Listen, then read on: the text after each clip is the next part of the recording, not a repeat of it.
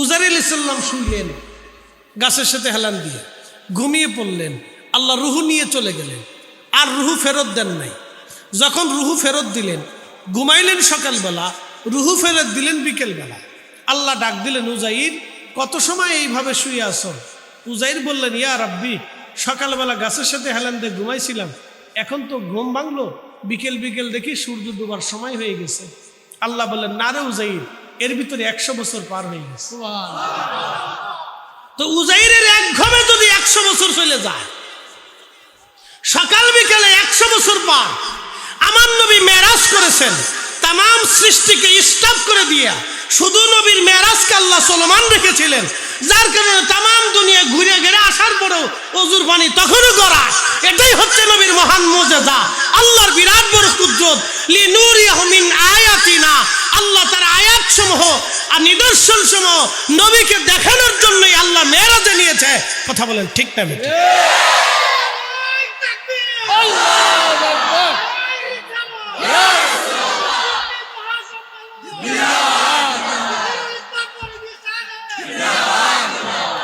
কিন্তু নজদিদেরকে জীবনে এই ওয়াজ বুঝাইতে পারলাম।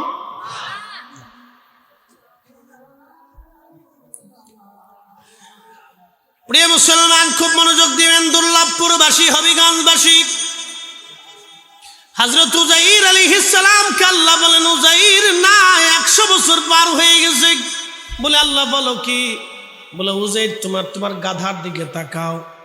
উজাইর দেখে তার গাধা মরে একবারে হাড় গোড় সাদা হয়ে গেছে, কিচ্ছু নাই, গাধার কোনো অস্তিত্ব নাই, কয়টা হাড্ডি পড়ে আছে। উজাইর তোমার পানির দিকে তাকাও। হযরত উজাইর দেখে পানিটা ঠিক মতোই আছে, পানি কোনো পরিবর্তন হয় নাই। আচ্ছা প্রশ্ন করি, এটার নাম মাম পানি। এই পানিটা যদি আপনি 100 বছর রেখে দেন, পানি কি পানির জায়গায় থাকবে না নষ্ট হবে? নষ্ট হয়ে যাবে, কারণ এটার লিমিট আছে, পরিমাণ আছে, এটার মেয়াদ দিয়ে দেওয়া হয়ে গেছে। এটার মেয়াদ দিয়েছে 26 সাল পর্যন্ত। 26 সাল, 7-2-26, অর্থাৎ আগামী ফেব্রুয়ারি পর্যন্ত, জানুয়ারি ফেব্রুয়ারি পর্যন্ত টাইম আছে। ফেব্রুয়ারির 9 তারিখ পর্যন্ত সময় আছে এটার। 10 তারিখ গেলে এই পানিটা নষ্ট হয়ে যাবে। এই মামপানিরও একটা নির্দিষ্ট মেয়াদ দিয়ে দেওয়া হলো, কিন্তু 100 বছর পর্যন্ত পানি রইল, পানিটা নষ্ট হলো না। জমজমের পানি আছে না? জমজমের পানি যদি 500 বছর আপনি বোতলের মধ্যে রেখে দেন, নষ্ট হবে না? আস্তে হয়ে গেল না, জোরে বলেন। কারণ জমজম পানির রিফাইন করে পাঠায় কে? কোথার থেকে আসে? বেহেশত থেকে। একসাথে বলেন আল্লাহু আকবার। আল্লাহ ডাক দিলেন, উজাইর বলল কি? এরে উজাইর বলল কি? তুমি কি দেখবা এই শহর আমি কি করে আবার জিন্দা বানাই? একসাথে বলবেন আল্লাহু আকবার। ইন্নামা ইযা আরাদা শাইআন আইয়াকুলা লাহু কুন ফায়াকুন।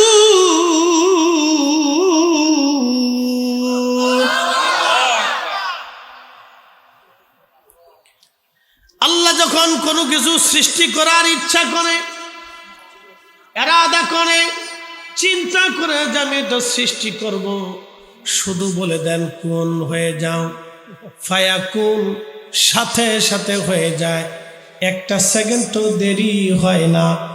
একসাথে বলবেন কি আল্লাহু আকবার। আল্লাহ বানাইলেন কত জাতি,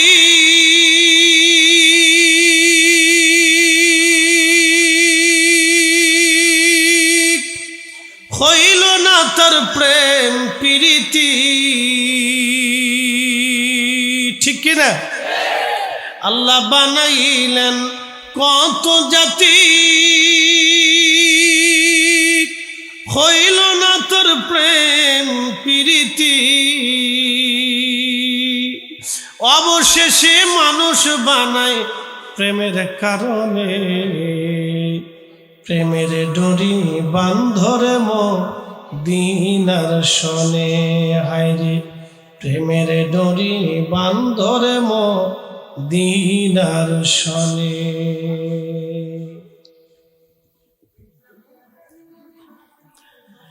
সারা পৃথিবীর 4 জন বাদশা আল্লাহ বানাইলেন, তার ভিতরে একজন বখতে নসর। বখতে নসর বলা হতো তাকে। সে প্রতাপশালী একজন বাদশা, খালি মানুষ হত্যা করত, খুন খারাপি করত। বুঝতে পারতেছেন, বাইতুল আকসার লক্ষ লক্ষ মানুষ সে মেরে ফেলে দিল। শুধু লাশ আর লাশ। নবী উজাইর চিন্তায় পড়ে গেলেন, ইয়া রব, এত সুন্দর শহর আবার কি করে নির্মাণ করা সম্ভব? এই হযরত উজাইর আলাইহিস সালাতু ওয়াস সালাম আল্লাহ বলেন, উজাইর তুমি দেখবা এই সুন্দর শহর আমার আল্লাহ কেমনে বানায়।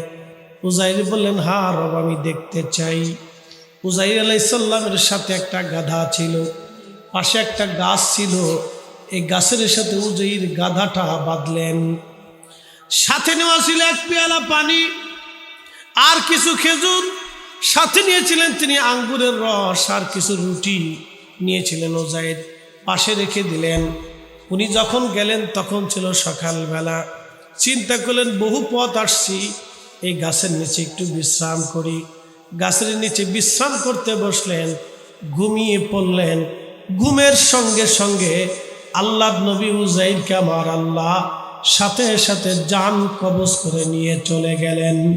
একবার জোরে বলা যাবে কি আল্লাহু আকবার? মৃত্যু দেয় কে? আল্লাহ বললেন, হে আমার বান্দা, তুমি শোনো, কোন সময়, কোন কালে, কখন, কোন স্থানে তুমি মারা যাবা তুমি নিজেও জানো না। তুমি কখন, কোন জায়গা, কোন অবস্থায় তুমি মারা যাবা মানুষ জানে না। সে কোথায়, কোন জায়গা মারা যাবে। ইন্নাল্লাহা ইনদাহু ইলমুস সাআ, কিয়ামত কবে হবে মানুষ জানে না। ওয়ায়ুনাজ্জিলুল গায়স, বৃষ্টি কখন হবে মানুষ জানে না। গতকালকেও বৃষ্টি হয়েছে, ঠিক আছে না ভাই? কিন্তু কেউ জানে না কখন বৃষ্টি হবে। মানুষ জানে না কখন বৃষ্টি হবে। কিয়ামত কখন হবে মানুষ জানে না। ইন্নাল্লাহা ইনদাহু ইলমুস সাআ, কিয়ামত কখন হবে আল্লাহ ছাড়া কেউ জানে না।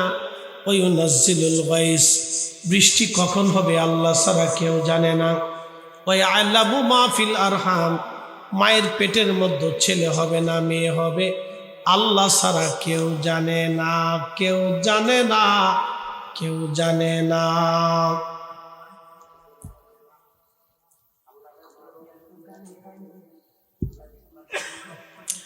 এরপর আল্লাহ বলেন, ওমা তাদরি নাফসুম মাযা তাকসিবু গাদা, আগামী মুহূর্তে আপনার কপালে কি আছে, কি আপনি খাবেন আপনি নিজেও জানেন না। আপনার বরাতে কি লেখা আছে, অ্যাক্সিডেন্ট করবেন না বেঁচে থাকবেন, না অঙ্গহানি হবে, না খাবেন না পাগল হবেন। আপনার বরাতে কি লেখা আছে আপনি নিজেও জানেন না। এরপরে আল্লাহ বলেন, ওয়ামা তাদরি নাফসুম বিআইয়ি আরদিন তামুত, মানুষ জানে না কোথায়, কোন জায়গায় সে মারা যাবে, কখন, কোন হালতে মারা যাবে মানুষ জানে না। এরপর আল্লাহ বলেন, ইন্নাল্লাহা আলিমুন খাবীর, নিশ্চয় আমার রব সর্বজ্ঞ খবরদাতা। আমার নবী আল্লাহর মতো জানলে বলা কেউ নাই, আর আমার আল্লাহর মতো খবর দেনে বলা কেউ নাই। তবে আল্লাহ নবীদেরকে খবর জানাইতেন, এই জন্য নবীদেরকে বলা হয় গায়েবকে খবর দেনেওয়ালা। কথা কন না, ঠিক কিনা? নবীরা গায়েবের খবর দেনেওয়ালা, গায়েবকে খবর দেনেওয়ালা, গায়েবের খবর দেনেওয়ালা, তাকে নবী বলা হয়। নবী, আমাদের নবী গায়েবের খবর দেনেওয়ালা। প্রশ্ন রাখতে পারেন, ফরিদি হুজুর কিভাবে? আমি আপনাকে আয়াতগুলির ব্যাখ্যা শোনাই। ইন্নাল্লাহা ইনদাহু ইলমুস সাআ, নিশ্চয় আল্লাহর কাছে কিয়ামতের জ্ঞান রয়েছে। কিয়ামত কবে হবে? শুক্রবারে হবে। নবী বলে দিয়ে গেলেন কিয়ামত শুক্রবারে হবে, 10ই মুহররমের দিন হবে। কিয়ামত কবে হবে তার আলামত নবী বলে দিয়ে গেলেন। আলামত 2 ভাগে বিভক্ত। একটা আলামত হলো আলামতে সুগরা, আর একটা আলামত হলো আলামতে কুবরা। ছোট ছোট আলামত হবে 75টা, বর্ণনার রায়াত ভিত্তিক 85টা। আর একটা আলামত হলো আমাতুস সালাহ, উম্মত নামাজ মেরে ফেলবে। আজকে যারা 8 টাকার তারাবি বানাইছে, ওরা 20 টাকার তারাবির ভিতর থেকে 12 রাকাত তারাবি চুরি করেছে। এটা কিয়ামতের আলামত। আসতে বলেন কেন, জোরে বলেন। কিয়ামতের ওরা 12 রাকাত চুরি করছে, কিয়ামতের আলামত। কথা ঠিক কিনা? মুসল্লিরা ঠিক আছে নি? মুসল্লি করা এই রাত পর্যন্ত বেশি দিচ্ছি, তুই বেশি। কিয়ামতের আলামত ওয়ামাতুস সালাহ, প্রথমত নামাজ মেরে ফেলবে তারা, এটা কিয়ামতের আলামত। 2 নম্বর ওয়াদাউল আমানা, আমানত নষ্ট করে ফেলবে, আমানত রক্ষা করবে না, এটাও কিয়ামতের আলামত। সকালে এক কথা বলবে, দুপুরে আর এক কথা, বিকেলে এক কথা। কাগজের সিগনেচার দেওয়ার পরেও কয় সিগনেচার দেই নেই, জাল সিগনেচার। কথা ঠিক আছে না ভাই? আর আগের যুগের মানুষের জবানের কত দাম ছিল, একবার যা বলছে তো বলে ফেলছে, ডাইন বাম করে নাই। কথা ঠিক আছে না ভাই? আগে যে জমি জমা হইতো, লেনদেন হইতো, এটা কি কাগজ কলমে বেশি হয়েছে? না, মৌখিকভাবে হইতো। বিয়ে শাদী মৌখিকভাবে হইতো। কথা ঠিক আছে না ভাই? সাক্ষী তলব মৌখিকভাবে হইতো, বিচার সালিশ মিথ্যা কথা কইতো না। এখন মামলা শুরু হয় মিথ্যা কথা দিয়ে। উকিলের কাছে যায়, উকিল সাহেব কোন ভাবে লেখলে মামলাটা সত্য হবে, এটা কোন? তো মামলার শুরু হয় মিথ্যা দিয়ে, শেষও হয় মিথ্যা দিয়ে। উকিলে সুন্দর করে সাজায়, দারোগা সুন্দর করে সাজায়, দেখে এইভাবে এইভাবে লেখলে মামলাটা শক্ত হইব। কিছু হাসা, কিছু মিশে। 90টা মিশা কথা, 10টা হাসা কথা। এই 90টা মিশে কথা দিয়ে 10টা হাসা কথা দিয়ে একটা মামলা সাজানো হয়।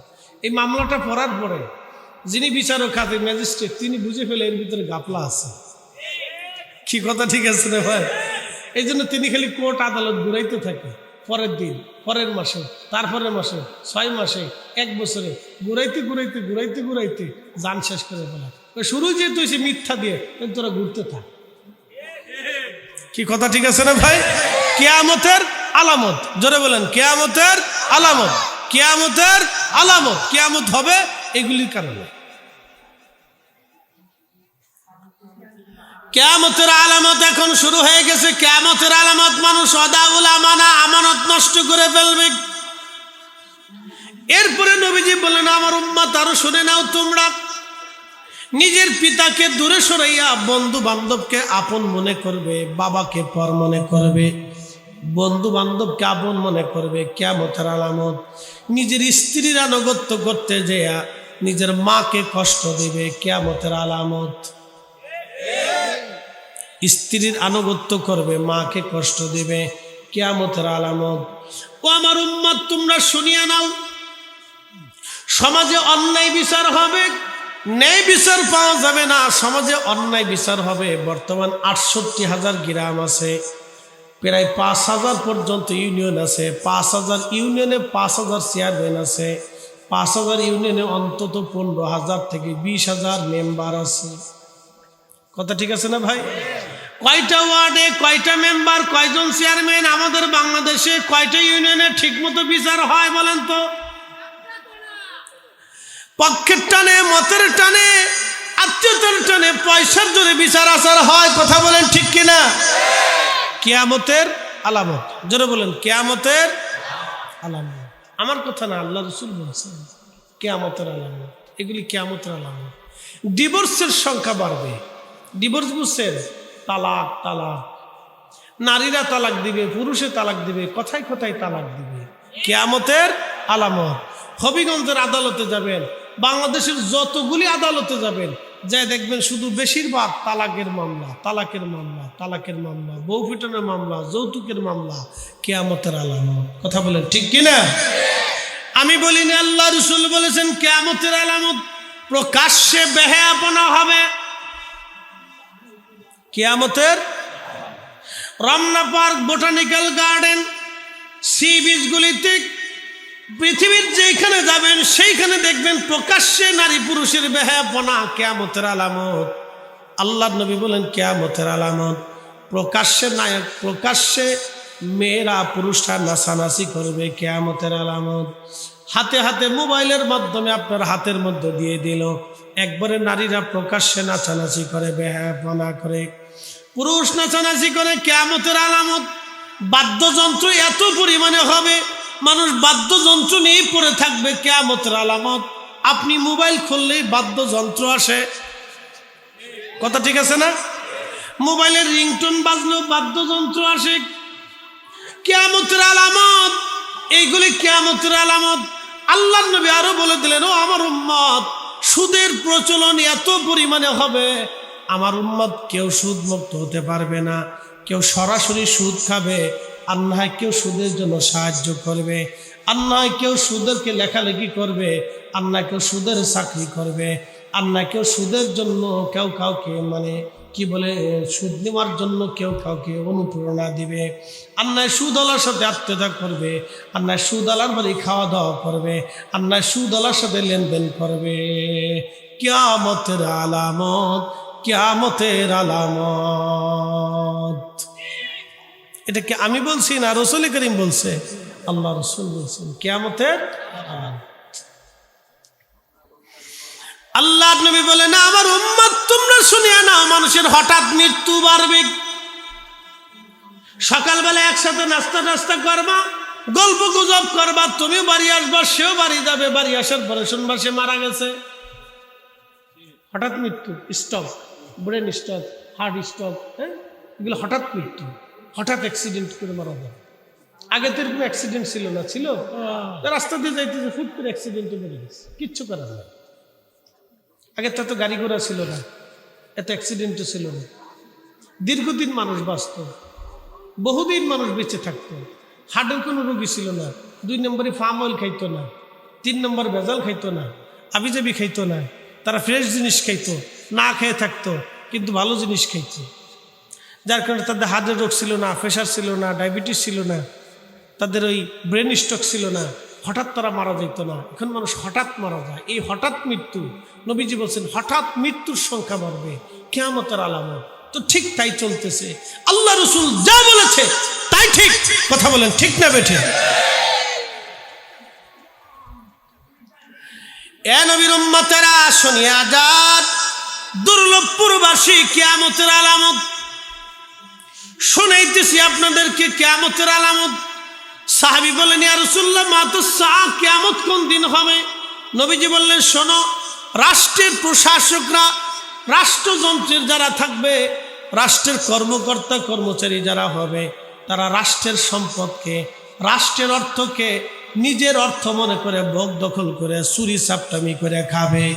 যখন রাষ্ট্রের কর্মকর্তা কর্মচারীরা রাষ্ট্রের সম্পদ, জনগণের সম্পদ নিজের সম্পদ মনে করে চুরি করে খাবে, তখন তুমি দুনিয়ার চাইতে কবর উত্তম হবে, আর তুমি কিয়ামতের জন্য অপেক্ষা করবে। ওই সময় ভাববে কিয়ামত কাছাই গেছে। আজকে বোঝা গেল তাই কিয়ামত আর বেশি দিন দেরি নাই। কথা কন। রাষ্ট্রের কর্মকর্তা কর্মচারীরা রাষ্ট্রের হক, জনগণের হক মেরে মেরে খাবে। যখন তুমি দেখবা তখন দুনিয়ার থেকে কবর তোমার চাইতে উত্তম হবে। আর তুমি ওই সময় কিয়ামতের অপেক্ষা করবে। এক একটা দানা পড়তে থাকে, আসমান থেকে এরকম গরম হাওয়া আসবে, বৃষ্টি বর্ষণ না হয়ে পাথর বর্ষিত হবে, ভূমিকম্প বাড়বে, ভূমিধস হবে, টর্নেডো বৃষ্টি হবে, বন্যা সাইক্লোন হবে, দুর্ভিক্ষ মহামারী আসবে, নানান ধরনের জটিল জটিল রোগ আসতে থাকবে। চলছে না? কয়দিন আগে করোনা আসছে, আবার নতুন সামনে আর একটা আসতেছে, অপেক্ষা করে। যে কোনো সময় বিশ্বযুদ্ধ লাগবে, সারা পৃথিবীতে যুদ্ধের ডঙ্কা বাজতেছে। আমরাও একেবারে ঝুঁকি মুক্ত না, আমাদের দেশও ঝুঁকির ভিতরে পড়ে গেছে, কঠিন ঝুঁকির মধ্যে আছি আমরা।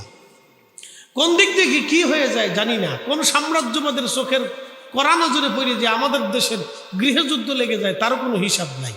আল্লাহ যেন এই কঠিন বিপদ থেকে আমরা বাঁচায়, সকলে বলে না আমিন। আমরা অনেক বড় ঝুঁকির মধ্যে আছি। প্রিয় উপস্থিতি, খুব মনোযোগ দিয়ে কথা শুনবেন। হাজিরিন, এইগুলি কিয়ামতের আলামত। প্রিয় নবীজি বলেন, আমার উম্মতেরা, আমার আরবের যারা ছাগল চড়াইতো, বকরি চড়াইতো, মেষ দুম্বা চড়াইতো, তারা একসময় অনেক বড় বড় প্রাসাদ বানানোর জন্য প্রতিযোগিতা করবে। ঠিক তাই আজকে একসময় আরবে যারা ছাগল চড়াইতো, আজকে তারা হাজার হাজার কোটি কোটি টাকার মালিক। বাংলাদেশের বসুন্ধরার মালিককেও তারা ধনী মনে করে না। এমনও মালিক, ধনী ব্যক্তি আরবে আছে যারা বসুন্ধরার মালিককেও ধনী মনে করে না। কি কথা কর না কেন? মিসকিন মনে করে। কে সব মিসকিন? এত অর্থ আল্লাহ তাদেরকে দিচ্ছে। আল্লাহর নবী বলেন, ও আমার উম্মতরা, আমার আরব সবুজে পরিণত হবে। প্রচুর পরিমাণে আরবে বৃষ্টিপাত হবে, আবহাওয়ার পরিবর্তন হয়ে যাবে। এটা এখনো আইসা সারে নাই, তবে আসতেছে। প্রিয় উপস্থিতি, খুব মনোযোগ দিয়ে যান। আর একটা ভয়াবহ আলামতের কথা নবীজি বলে গেছেন, আমার উম্মত, ফোরাত নদীর পানি শুকিয়ে যাবে। মনে রাখবেন, দুইটা নদী আল্লাহর জান্নাত থেকে এসেছে। একটা নদীর নাম নীল নদ, আর একটা নদীর নাম ফোরাত নদ। সরাসরি আল্লাহর বেহেশত থেকে দুইটা নদী প্রবাহিত হয়েছে। আল্লাহর নবী বললেন, ফোরাত নদী কিয়ামতের আগে শুকিয়ে যাবে। শুকিয়ে যাওয়ার পরে ফোরাত নদীর তলদেশ দিয়ে স্বর্ণের পাহাড় ভেসে উঠবে। ওই স্বর্ণের পাহাড়কে কেন্দ্র করে আরবের মধ্যে যুদ্ধ ছড়িয়ে পড়বে। সারা পৃথিবী যুদ্ধে জড়িয়ে যাবে। এমন কোনো মহাদেশ, এমন কোনো দেশ, এমন কোনো প্রদেশ, এমন কোনো জেলা নাই, এমন কোনো জনপদ নাই, এমন কোনো বাড়ি নাই, এমন কোনো মহল্লা নাই যে এই যুদ্ধে জড়িয়ে না পড়বে। এই যুদ্ধে জড়িয়ে পড়িয়া 100 জনে 99 জন মারা যাবে, মাত্র একজন বান্দা বেঁচে থাকবে। যিনি বেঁচে থাকবে তিনি পাক্কা ইমানদার। 100 জনে একজন বেঁচে থাকবে, বাকি 99 জন যুদ্ধ করে মারামারি করে মারা যাবে। এটা হলো সবচেয়ে ভয়াবহ আলামতে সুগরা। এরপরে ইমাম মাহদী দুনিয়াতে আসবে। আর এই ভারত উপমহাদেশ সম্পর্কে নবীজির একটা ভবিষ্যৎবাণী হলো, গাজওয়াতুল হিন্দ হবে। ভারত উপমহাদেশের মধ্যে প্রলয়ঙ্করী একটা যুদ্ধ হবে। এই যুদ্ধে 3 ভাগ মুসলমান হবে। 1 ভাগ মুসলমান পালিয়ে চলে যাবে, আর 1 ভাগ মুসলমান যুদ্ধে মারা যাবে। যুদ্ধে মুসলমানের রক্তে হাঁটু পর্যন্ত রক্তে রঞ্জিত হবে। মাত্র একদল মুসলমান বেঁচে থাকবে, তারা কোনো রকম যুদ্ধ চালাবে, আল্লাহর উপর ভরসা করে তাদের বিজয় হবে। একসাথে বলা যাবে আল্লাহু আকবার। আলামতে সুগরা, জোরে বলেন আলামতে। বড়টার কাছে এখন আসিনি, বড়টার কথা শুনলে আপনাদের গা শিহরে উঠবে। ছোটটার কথা শুনতেছি, তারপরে আপনার গা শিহরে উঠতেছে। ছোট যেগুলি বলছি এগুলি সব এখন চলমান। সব এখন কি চলমান? একসাথে বলেন, সব এখন কি চলমান, চলমান, চলমান। রাষ্ট্রের কর্মকর্তা কর্মচারীরা রাষ্ট্রের অর্থ গরিবের হক চুরি করে খাবে, এটা সত্য। আচ্ছা, রমজান মাস আসলে আমাদের দেশের গরিব মানুষ ক্ষুধার্ত থাকে, থাকে না ভাই? সারা পৃথিবীতে রমজান মাস আসলে, সারা দুনিয়াতে, আপনি ইউরোপে গেলেও দেখবেন রমজান মাস আসলে বিভিন্ন কোম্পানি রোজাদারদের জন্য খাবার দ্রব্য দাম কমাই দেয়। কথা ঠিক আছে না ভাই? শুধু ব্যতিক্রম বাংলাদেশের ব্যবসায়ীরা, এরা রমজান মাস আসলে ধান্দায় থাকে যে রোজাদারের পকেট কেমনে চুরি করা যায়। কথা ঠিক আছে না ভাই? এরা একবারে পতিতালার চাইতেও নিকৃষ্ট। কি কথা কর না কেন? পতিতা নারী যে টাকার বিনিময়ে দেহ ব্যবসা করে, ওর চাইতেও এই লোক নিকৃষ্ট যে রমজানে পণ্যের দাম বাড়াইয়া রোজাদারকে কষ্ট দেয়। কথা কর না কেন? ও চোরের ঘরে চোর, 23 চোরা চোরা। আমি মনে করি ওদের জানাজায় যাওয়া ঠিক না। ওরা দেশের কোটি কোটি রোজাদারকে কষ্ট দেয়। কথা কর না কেন? এর পতিতা নারীর চাইতেও নিকৃষ্ট ওরা। কুত্তার লজ্জা আছে তো ওদের লজ্জা নাই, কুকুরের লজ্জা আছে তো ওদের লজ্জা নাই। দেখবেন হঠাৎ দাম বাড়াই দিবে, হঠাৎ ফুট করে দাম বেড়ে যাবে, কোনো অভাব নাই কিন্তু দাম বেড়ে যাবে। হঠাৎ করে ডিমের দাম বাড়ে। আচ্ছা বলেন, ডিমের দাম যে হঠাৎ বাড়ে, মুরগায় কি হরতাল ডাক দিছে যে আমরা ডিম পারবো না, তোরা ডিম পেরে খা? মুরগায় তো হরতাল ডাকে নাই। 19-20 হয়, কিন্তু 10-20 তো হয় না। হয়তো 100টা মুরগি আছে, 2টা মুরগি ডিম পারে নাই, 98টা মুরগিতে ডিম পারছে, অথবা 95টাই পারছে, 5টা পারে না। তো তার জন্য তো ডিমের দাম এরকম আকাশচুম্বী হইতে পারে না। কথা ঠিক আছে না ভাই? ওরা কৃত্রিম সংকট দেখা, হঠাৎ করে দেখাবে ওর বাজারে তেল নাই, ওরা তেল স্টক করে রাখছে, তেল ছাড়ে না। বড় বড় ব্যবসায়িক যারা সিন্ডিকেট করে, ওরা তেল ছাড়ে না, তেল নাই, তেল আমদানি নেই। তো হঠাৎ যখন তেল ছাড়ে না, তখন ওরা তেলের দাম বাড়ায় দেয়। তো খুচরা ব্যবসায়ীরা বেশি দামে তেল কিনে আনতে হয়, তো ওরা কি করবে? ওরা তো ভাও বিক্রি করবে না। আমি খুচরা ব্যবসায়ীদের দোষ দেবো না, এদের দোষ আমি দেই না। যারা সাধারণ ব্যবসায়ী তাদের কোনো দোষ নাই। ব্যবসায়িকরা, বড় বড় ব্যবসায়িকরা হঠাৎ করে মনে করেন ডিম স্টক করে, চিনি স্টক করে ফেলা, এরপরে তেল স্টক করে, ডাল স্টক করে। কারণ এই খেজুর স্টক করবে, রমজানে লাগে হলো তেল, চিনি, ডাল, ছোলা, মুসুরি, চাল, ডাল, এই যে নিত্যপূর্ণ জিনিস, এটা রমজানে বেশি লাগে। কারণ রমজানে সবাই একটু ভালো মন্দ ইফতার করতে চায়। কথা ঠিক আছে না ভাই? যে ভিখারি ভিক্ষে করে খায়, তারও তো একটু ভালো মন্দ ইফতার করতে মন চায়, চায় না ভাই? আমরা যারা আসি, যারা ধনী আছে, তারা কিন্তু গরিবদেরকে চাল, ডাল, এই বিভিন্ন পণ্য সামগ্রী কি করে, গিফট করে, দান করে, সৎকা করে, অথবা তাদেরকে হাদিয়া পাঠায়, যেটাই বলে। তো তাদের কাছে হাদিয়া দেয় যে তোমরা এটা দিয়ে ইফতার করো, খাও। তো ওরা হঠাৎ করে যখন দাম বাড়ায় দেয়, মনে করেন কেজিতে 1 টাকা বাড়লেও হাজার হাজার কোটি টাকার মালিক ওরা হয়ে যায়। ওরা পতিতার চাইতেও খারাপ। জোরে জোরে বলেন, জোরে বলেন। কুত্তার লজ্জা আছে তো ওদের লজ্জা নাই। ওরা এই সমস্ত গরিব মানুষের হক চুরি করে খায়। আমি মনে করি, কি কথা কর না কেন, সৌদি আরবের মতো টাস টাস করে ধরে ধরে যদি হাত কেটে দেওয়া যেত, তাহলে এই চুরি বন্ধ হয়ে যেত। কি কথা কেন, জোরে বলেন। যদি সৌদি আরবের মতো ধরে টাস করে হাত কেটে দেওয়া যেত, তাহলে পরে মনে করেন যে চুরি বন্ধ হয়ে যেত, এই চুরি চুপটামি চলতো না, একবারে সহজ হয়ে যেত। তাহলে কোনো চুরি করতো না, সবাই ডরাইতো যে হাত বাইসে থাকে হাত থাক, তাও বলো তো ওই চুপটামির দরকার নাই। প্রিয় উপস্থিতি, কি বলার আছে, বলার তো কোনো ভাষা নাই। এগুলি কিয়ামতের আলামত বাবাজি, কিয়ামত সন্নিকটে। খুব কঠিন পরিস্থিতির মধ্যে আমরা আল্লাহ আমরা চালাইতেছে, এটা কিয়ামতের আলামত। আল্লাহ নবী যাহা যা বলছেন তাহা তা হবে, এটাই সত্য। প্রিয় উপস্থিতি হাজিরিন, দুর্লভপুরবাসী মনোযোগ দেন। অনেকগুলি কিয়ামতের আলামত আমি আপনাদেরকে শোনাইছি। আলামতের সুগরা শোনাইলাম, কিছু কিছু আলামতের সুগরা। এরপরে আসেন আলামতে কুবরা। আলামতে কুবরাটা যদি আসি, তো সর্বপ্রথম আলামতে কুবরা হলে ইমাম মাহাদি দুনিয়াতে আসবেন। ইমাম মাহাদি আত্মপ্রকাশ করবেন। হযরত ইমাম মাহাদি আত্মপ্রকাশ করবেন। ইমাম মাহাদি হবে হযরত ইমাম হাসান এবং হুসেন রাদিয়াল্লাহু আনহুমার রক্তে তিনি দুনিয়াতে আসবেন। ইমাম হাসান হুসেন রাদিয়াল্লাহু আনহুমার রক্ত হবেন তিনি। এই নসলে তেনার মা এবং তেনার বাবা। তার বাবার নাম হবে আব্দুল্লাহ, ইমাম মাহাদির নাম হবে মুহাম্মদ, তার উপাধি হবে ইমাম মাহাদি। 40 বছর ধরে দুনিয়ার কোনো মাদ্রাসা মক্তবে, কোনো ভার্সিটির তিনি লেখাপড়া করবেন না। মরুভূমির মধ্যে উট, দুম্বা, ছাগল, ভেড়া চড়াবেন। মরুভূমির মধ্যে উট, দুম্বা, ভেড়া, ছাগলগুলি তিনি চড়াবেন। 40 বছর পরে আমার রব, আমার আল্লাহ তার যখন আত্মপ্রকাশ করাবেন, 40 বছর বয়স হয়ে যাবে, তখনই আমার আল্লাহ, আমার রব এক রাতের ভিতরে তার কালবের মধ্যে আমার আল্লাহ রাব্বুল আলামিন, আল্লাহর দুনিয়ার যত এলেম আছে সব এলেম ইমাম মাহাদির কালবের মধ্যে আল্লাহ ঢুকায় দিবে। একবার জোরে বলা যাবে কি মারহাবা। দুনিয়ার সমস্ত এলেম ইমাম মাহাদির কালবে আল্লাহ ঢুকাই দিবে।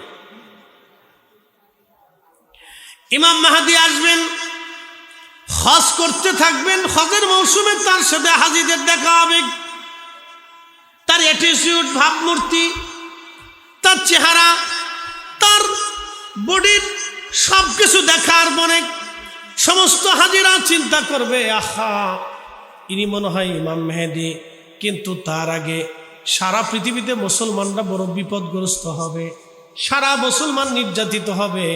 এমন কোন জনপদ নাই যে জনপদে মুসলমান নির্যাতিত না হবে।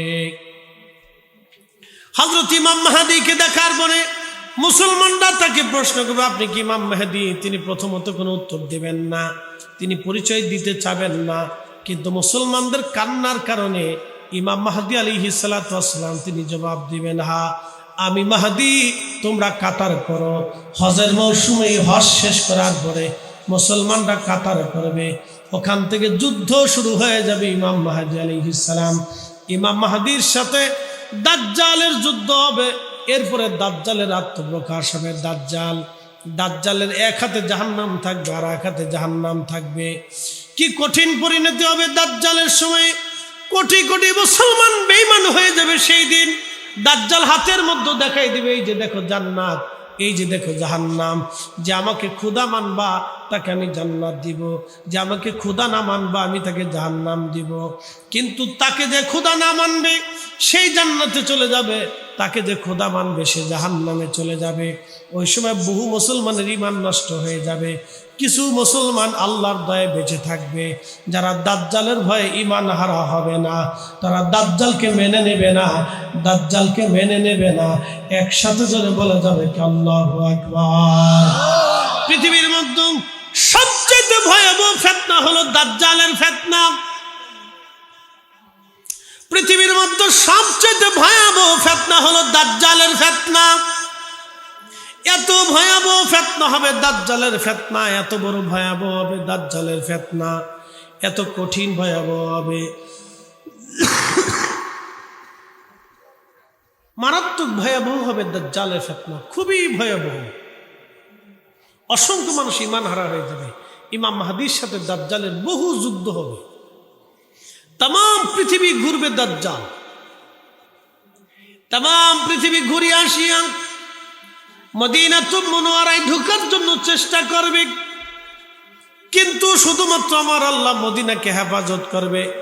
বর্তমান মদিনা ইউনিভার্সিটির পিছনে একটা পাহাড় আছে, এই পাহাড়ের উপরে সৌদির বাদশাহ বাড়ি বানাইছে।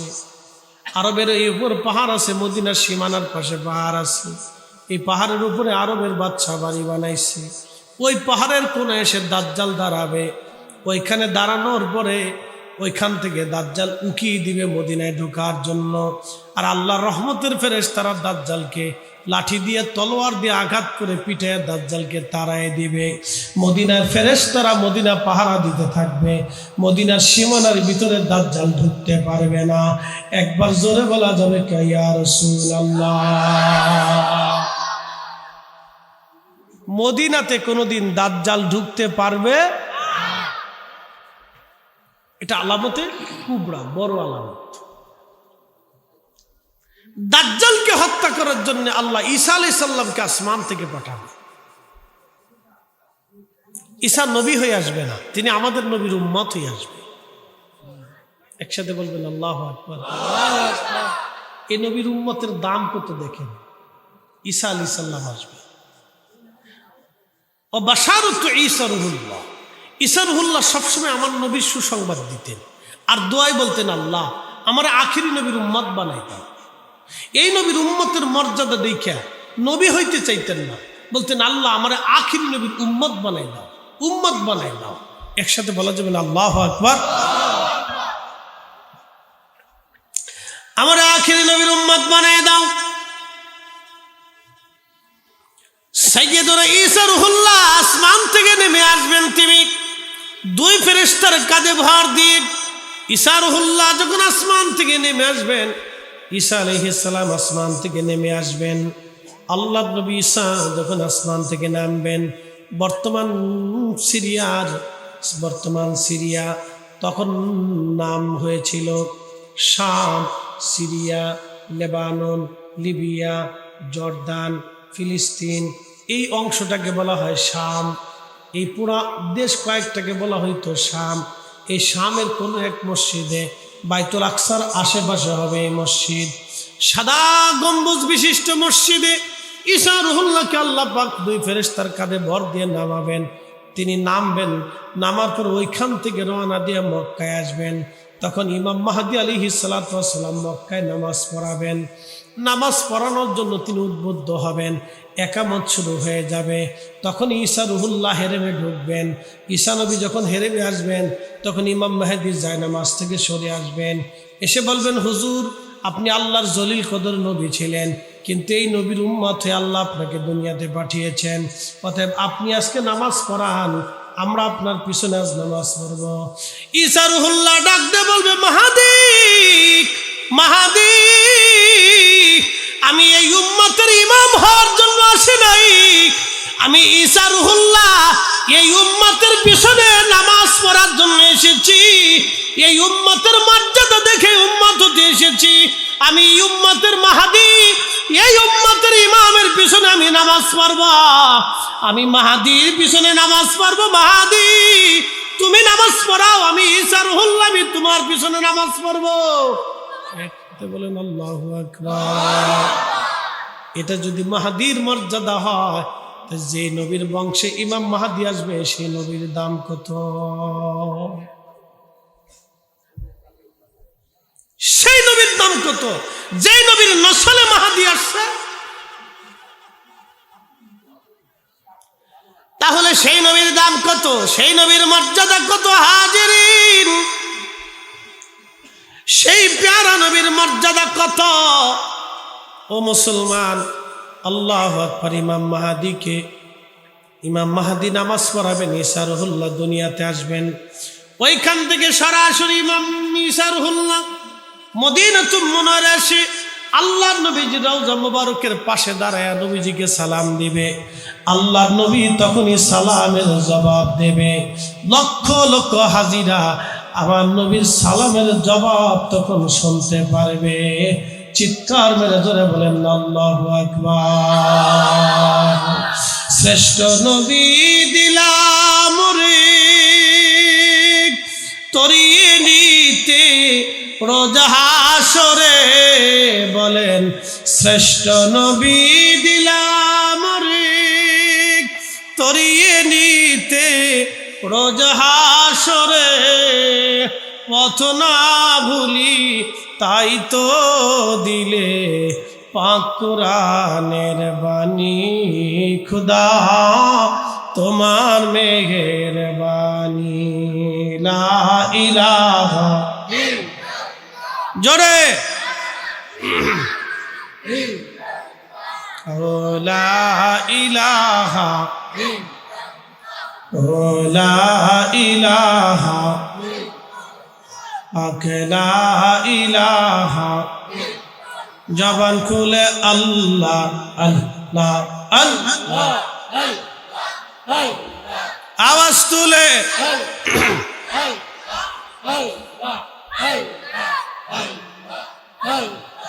আল্লাহ তোমার লীলা খেলা কেউ বোঝে কেউ বোঝে না। আল্লাহ আল্লাহ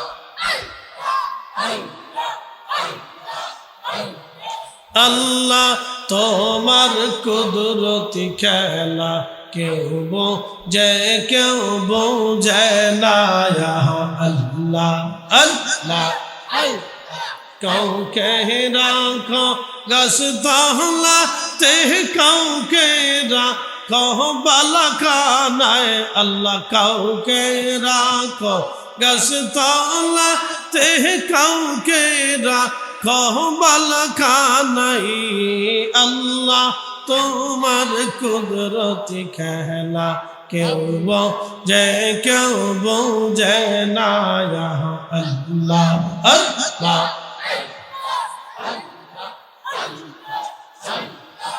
ইব্রাহিম তোমার নামে ছিল নমরুদের আগুনে ফেলল। ইব্রাহিম তোমার নামে ছিল নমরুদের আগুনে ফেলল। আগুন হইল ফুলবাগি পশম কেন পুরল না। আল্লাহ আগুন হইল ফুলবাগি পশম কেন পুরল না। আল্লাহ তোমার লীলা খেলা কেউ বোঝে কেউ বোঝে না। আল্লাহ আল্লাহ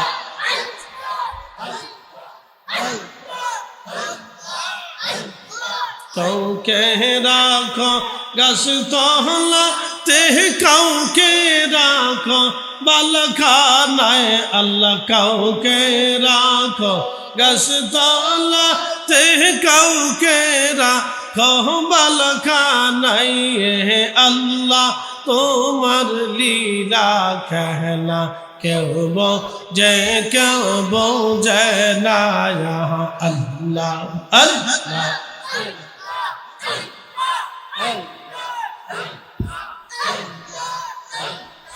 ইউনুস তোমার নবী ছিল ইউনুস তোমার নবী ছিল মাসে তরে গিলে ফেলল মাসের পেটে রইলেন ইউনুস হজম কেন হইল না আল্লাহ মাসের পেটে রইলেন ইউনুস হজম কেন হইল না আল্লাহ তোমার কুদরতি খেলা কেউ বোঝে কেউ বোঝে না আল্লাহ আল্লাহ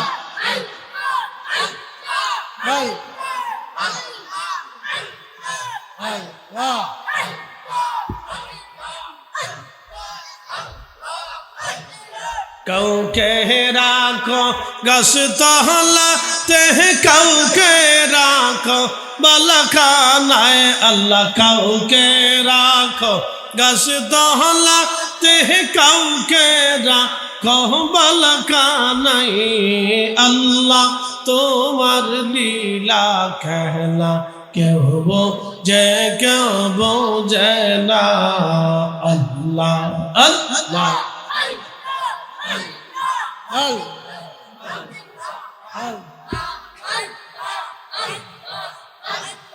মূসা তোমার নবী ছিল তোর পাহাড়ে সওয়াল করলো পাহাড় পইরা সুরমা হইল মূসা কেন পুরল না আল্লাহ পাহাড় পইরা সুরমা হইল মূসা কেন পুরল না আল্লাহ তোমার লীলা খেলা কেউ বোঝে কেউ বোঝে না আল্লাহ আল্লাহ কাউকে রাখো গাছতলাতে কাউকে রাখো বালখানায় আল্লাহ কাউকে রাখো গাছতলাতে কাউকে রাখো বালখানায় আল্লাহ তোমার কুদরতি খেলা কেউ বোঝে কেউ বোঝে না আল্লাহ আল্লাহ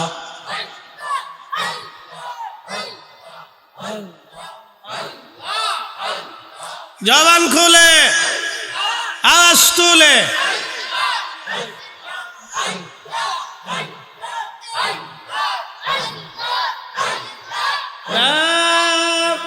ইলাহা ইল্লাল্লাহ মুহাম্মাদুর রাসূলুল্লাহ সাল্লাল্লাহু আলাইহি ওয়াসাল্লাম। একটু কাশি খুশিতে গলাটা ছাড়ান তো, একসাথে বলি আল্লাহু আকবার। না জবান খুলে দে, নারে তাকবীর, নারে রিসালাত, আহলে সুন্নাত ওয়াল জামাত। ঈসা নবী আল্লাহর রাসূলকে সালাম দিবে রওজা শরীফে,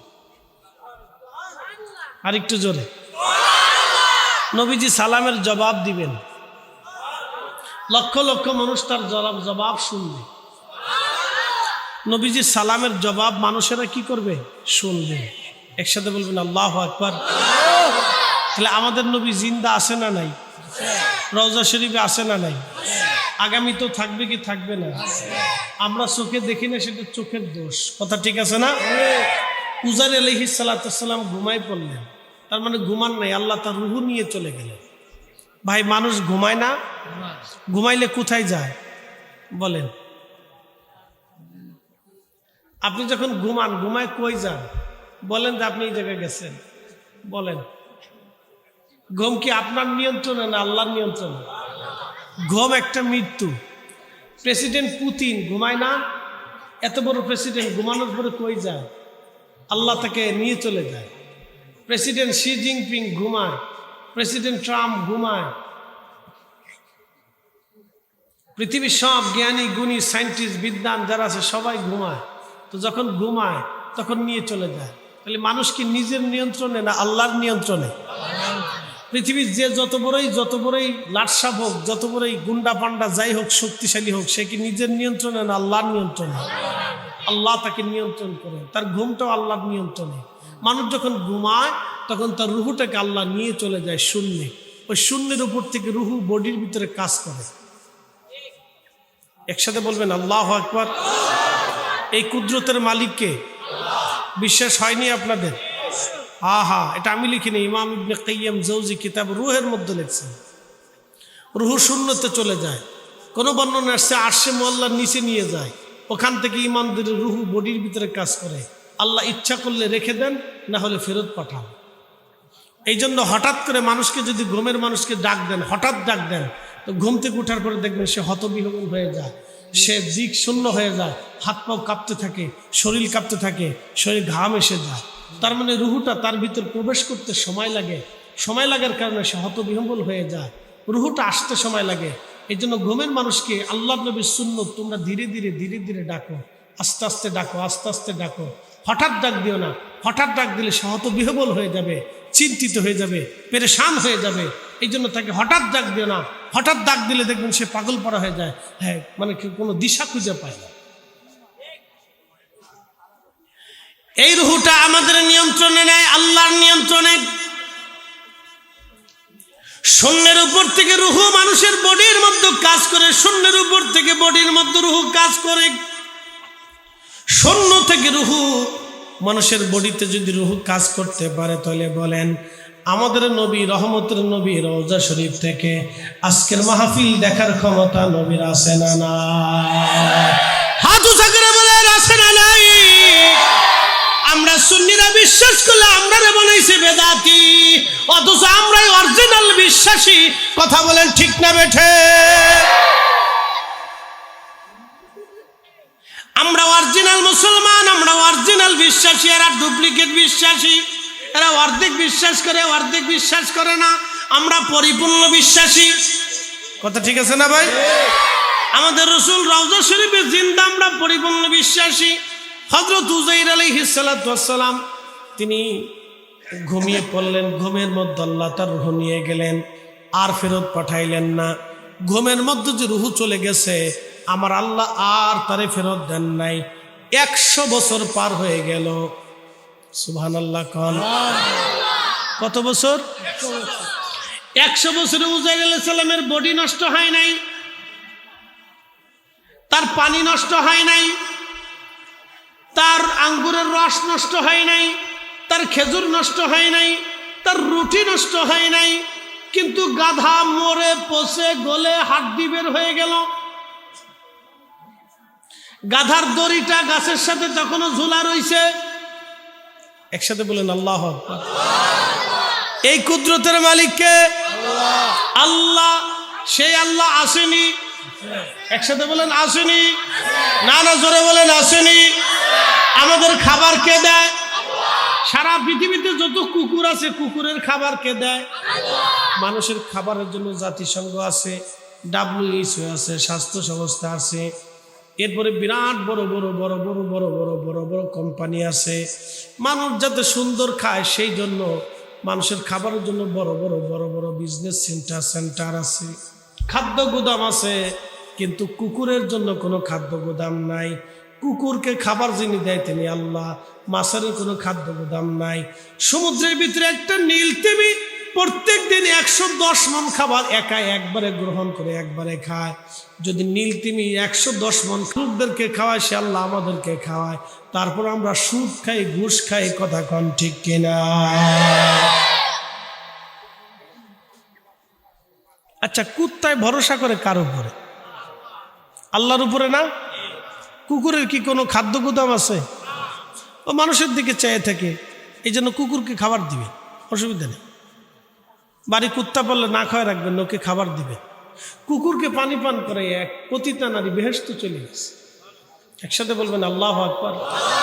কুকুরের স্রষ্টাকে, বিড়ালকে বানাইছে, এক মহিলা নামাজি ছিল, কিন্তু বিড়ালটা বেঁধে রাখতো, খাবার দিত না, মরে গেল বিড়াল। আল্লাহ রসুল বললেন ওই মহিলার আল্লাহ জাহান্নামে দিয়ে দিল শুধু বিড়াল মারার কারণে। এই জন্য ইচ্ছা করে গরু, ছাগল, বিড়াল, হাঁস, মুরগি, ভেড়া, বকরি এগুলো মারবেন না, হত্যা করবেন না, ইচ্ছা করে মারবেন না। যদি মারেন তো জাহান্নাম ছাড়ার কোনো রাস্তা নেই, মনে রেখে। একটা প্রাণীও মারার হুকুম আল্লাহ দেন, বিনা কারণে আপনি মারতে পারবেন না, বিনা কারণে আপনি মারতে পারবেন না। আল্লাহ নিষেধ করেছে, আল্লাহ রসুল নিষেধ করেছে, ওটা আল্লাহর মখলুক, আল্লাহর সৃষ্টি। ব্যাঙ মারবেন না। বাচ্চারা ব্যাঙ পাইলে ব্যাঙের হাত পা বাইন্ধে সারা দুনিয়া ঘুরাইতে থাকে, ব্যাঙ মারবেন না। ব্যাঙ আল্লাহর একটা বাধ্য প্রাণী। একসাথে বলবেন আল্লাহু আকবার। গিরগিটি মারবেন, শুধু একটা প্রাণী মারবেন, এটার নাম কি? গিরগিটি। গিরগিটি, টিকটিকি না, গিরগিটি। গিরগিটি একটা প্রাণী আছে আলাদা, টিকটিকি না। টিকটিকি তো ছোট ছোট, এটা যেখানে সেখানে থাকে। গিরগিটি একটা প্রাণ আছে, বড় প্রাণী, যারা বলে রক্ত চোষা, অনেক সময় বলে না গো রক্ত চোষা, কাকলস নেই, তো এটাকে কই গিরগিটি। এটা ফাইলে এটার বাটাম চালান দিতে বলে। কারণটা কি? ইব্রাহিম আলাইহিস সালামের আগুন জ্বলার সময় এটা দূরে দাঁড়ায় ফু মারছিল। তো যখন ফু মারছে, আল্লাহ জিজ্ঞেস করলো ফুয়াজ কে লেগে? আল্লাহ ইব্রাহিমের আগুন জ্বালাইতেছি যাতে বেশি করে জ্বলে। আচ্ছা, গিরগিটির ফুয়ে কি আগুন জ্বলবে? সহিহ বুখারীতে, সুনান ইবনে মাজাতে, তিরমিজিতে হাদিসটা আসছে। আল্লাহর নবী বললেন ও আল্লাহর দুশমন, আল্লাহর খলিলের দুশমন, এই গিরগিটি যেখানে পাও এখানে তোমরা তাকে হত্যা করো, বাটাম চালা দাও। আল্লাহর দুশমন, আল্লাহর খলিলের দুশমন, একসাথে কোন আল্লাহু আকবার। ইব্রাহিমের বিরুদ্ধে, ইজ্জতের বিরুদ্ধে দাঁড়াইয়া এটা হয়ে গেছে গিরগিটি, সারা জীবনের জন্য বাটাম চালান খাবে। আমাদের দেশে মানবরূপী কিছু গিরগিটি আছে যারা আমার রসুলের ইজ্জতের বিরুদ্ধে দাঁড়ায়। কথা কোন ঠিক না বেটি? এরা মানবরূপী গিরগিটি। মুসলমান খুব মনোযোগ দিয়ে কথা শুনিয়া যাবেন। গিরগিটি পিটাবেন, ব্যাঙ মারবেন না। ইব্রাহিমের আগুন নিভানোর জন্য ব্যাঙে ছোট ছোট করে পেশাব ছাড়তেছে। আল্লাহ ডাক দিলেন, ব্যাঙ কি করো? বলে আল্লাহ পেশাব সারি। বলে কেন? বলে খলিলের আগুনগুলি নিভাই। আল্লাহ বলেন ব্যাঙ তোমার এই পেশাবে কি আগুন নিভবে? বলে আমি জানি নিভবে না। তাহলে কেন তুমি পেশাব ছাড়ো? ব্যাঙ বলেন রব্বি কিয়ামতের ময়দানে কোটি কোটি মাখলুকের ভিড়ে তুমি আমাকে জিজ্ঞাসা করবা, ব্যাঙ আমার খলিলকে আগুনের মধ্যে পুরানোর সময় তোমার ভূমিকা কি ছিল? আমি বলবো আল্লাহ সেই দিন আমার পেশাব ছেড়ে দিয়ে আমি তোমার খলিলের আগুন নিভানোর চেষ্টা করেছিলাম। আমার আল্লাহ, আমার রব বলবেন ব্যাঙ রে যা, তোর পেশাব আমি আল্লাহ পবিত্র বানায় দিলাম। একবার জোরে বলা যাবে কি মারহাবা? ব্যাঙ ফিডানো যাবে? সেটাই করলে সব বল ব্যাঙ মারবেন না। ব্যাঙের আর একটা গুণ শোনাই দিতে, সহিহ বুখারীতে সহিহ হাদিস আসছে, ইমাম ইবনে কাসির আল বাদায়াতে লিখছে, ব্যাঙ একদিন দুই হাত বাড়ায় ব্যাঙ দোয়া করতেছে আল্লাহর কাছে। মারহাবা কন। কিসে দোয়া করে? ব্যাঙে দোয়া করে। তার দুইটা পা নিচের উপর ভর দিয়ে ব্যাঙ আসমানে হাত বাড়ায় দোয়া করে। সুলাইমান আলাইহিস সালামের সময় দুর্ভিক্ষ আসছে, মানে বৃষ্টি নেই, অনেক বৃষ্টি নেই, মাসের পর মাস খরা পড়ছে, প্রচন্ড গরমে উম্মতের কষ্ট হয়। তখন সুলাইমান আলাইহিস সালামের উম্মতেরা বলল, হুজুর এই আপনি এক কাজ করেন, আমাদের জন্য বৃষ্টি চান। বলে আমি বৃষ্টি চাবো, তাহলে তোমরাও আসো, সলাতুল ইস্তিসকার পড়ি, নামাজ পড়ি, দেখি আল্লাহ বৃষ্টি দেয় কিনা। সুলাইমান আলাইহিস সালাম উম্মত নিয়ে রওনা করলেন, সলাতুল ইস্তিসকা পড়বে।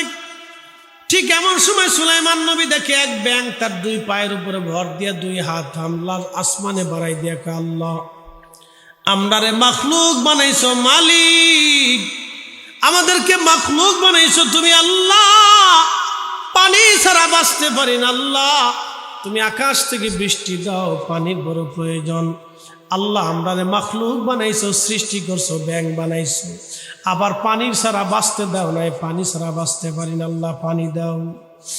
আল্লাহর ব্যাঙ যখন এইভাবে দোয়া করতেছে, সুলাইমান নবী ডাক, দেখো আমার উম্মতেরা তাড়াতাড়ি চলো, ফিরে চলো, আমাদের সলাতুল ইস্তিসকাও পড়া লাগবে না, দোয়া করাও লাগবে না। ব্যাঙে দোয়া করে ফেলছে, ব্যাঙের দোয়া আল্লাহর দরবারে আজ কবুল হয়ে গেছে। জোরে বলেন আল্লাহু আকবার। এই জন্য আমাদের দেশে বলে ব্যাঙ ডাকলে বৃষ্টি হয়, কথা সত্য। ব্যাঙে ডাকলে বৃষ্টি হয়, কথা সত্য। ব্যাঙে নিজের জন্য ডাকে না। ব্যাঙ কয় না আমরা টাকা দে, টাকা দে, টাকা দে। ব্যাঙে এটা কয় না। ব্যাঙে যখন গরাত গরাত শব্দ করে তখন বুঝবেন ব্যাঙে আল্লাহ বৃষ্টি দাও, আল্লাহ বৃষ্টি দাও, আল্লাহ বৃষ্টি দাও, আল্লাহ বৃষ্টি দাও। বৃষ্টি আসার পরে যখন নালা ডুবা ডুবা সব ডুবে যায় তখন ব্যাঙে আবার ঘরাত ঘরাত করে কয় আলহামদুলিল্লাহ, আলহামদুলিল্লাহ, আলহামদুলিল্লাহ, তুমি বৃষ্টি দিছো আল্লাহ, আলহামদুলিল্লাহ। মানুষ বৃষ্টি পাওয়ার পরে বেজার হয়, কে আল্লাহ কামার পেল না, দুপুরে বৃষ্টি দিছে। দুপুরে দিলে কয় দুপুরে দিল কে, সকালে দিলে কয় দুপুরে দিল না কে, দুপুরে দিলে কয় রাত্রি দিল না কে, রাত্রি দিলে দিলে কয় সকালে দিল তো পারত। কি কথা কর নাকি? এটা মানুষ, এটার নাম কি? মানুষ। আরে মানুষ না, এটা মাঙ্গুস। ঠিক আছে না নিরে? এটা মাঙ্গুস, মানুষ না। সকালে দিলে কে আল্লাহ দুপুরে তো দিতে পারতো, দুপুরে দিলে কে রাত্রে তো দিতে পারতো, রাত্রে দিলে কে বৃষ্টির তো দরকার না, হুদে বৃষ্টিটা রয়েছে। আবার এত বেহুদে বৃষ্টিটা আল্লাহ দিল। দেখছি না আল্লাহর সমালোচনা করে। যেই জাতি আল্লাহর সমালোচনা করে সেই জাতি চিন্তা করে সকালে একরকম দুপুরে একরকম, তো কেমন রকম বুঝাই দিয়ে যায়। সারা মাস ঘুরে খালি চিল্লাইল আমার মার্কা, তোমার মার্কা, কলস মার্কা, কলস মার্কা। মার্কা আসেনি রে, কয় আসে। কয় মার্কা কি? কলস। জোরসে বলো কলস, আরো জোরে কলস। রাত্রিবেলা 500 টাকা পাইয়া পরের দিন ভোটের সময় যায় 10টার সময় বদনামার্কে সিল মেরে দিচ্ছে। মাঙ্গুস। একসাথে বলেন কি?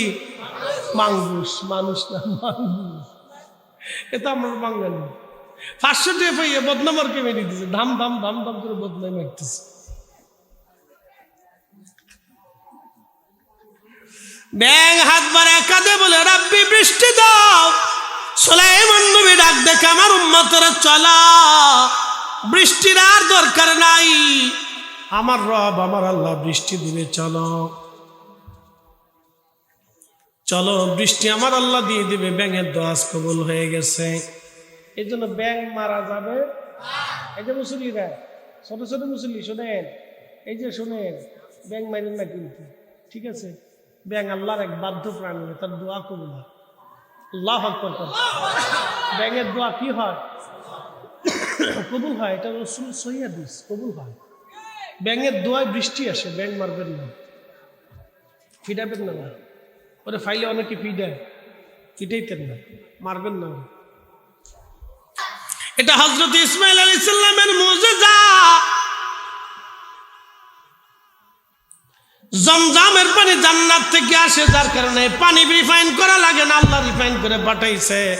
50,000 বছর যদি পানিটা রেখে দেন নষ্ট হবে না, কারণ আল্লাহ নিজে পাঠাইছে। উজাইরকে আল্লাহ বলেন, উজাইর তোমার পানিটা এখনো ভালো আছে, দেখো। উজাইর দেখে পানি ভালো, আঙ্গুরের রসও ভালো, রুটিও ভালো, খেজুরও ভালো। কখনো তোমাকে যদি ভুলি, এই ঘুমাই কেন রে, দেখা দে দেখা দে দেখা দে। কখনো তোমারি গুণগান বুঝেও বুঝে না তবু শান, তুমি রহমান, তুমি মেহেরবান।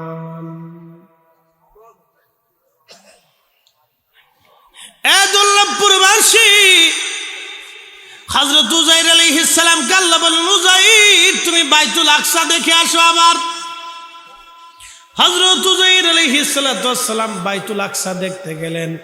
যাওয়ার পরে দেখে হায় হায়, 100 বছর আগে যে শহর বিরান ভূমি ছিল, লাশের পর লাশ ছিল, বাড়িঘর আগুন ধরা ছিল, আজকে তারও চাইতে সুন্দর শহর বাইতুল আকসাতে নির্মাণ হয়ে গেছে। জোরে বলা যাবে কি মারহাবা।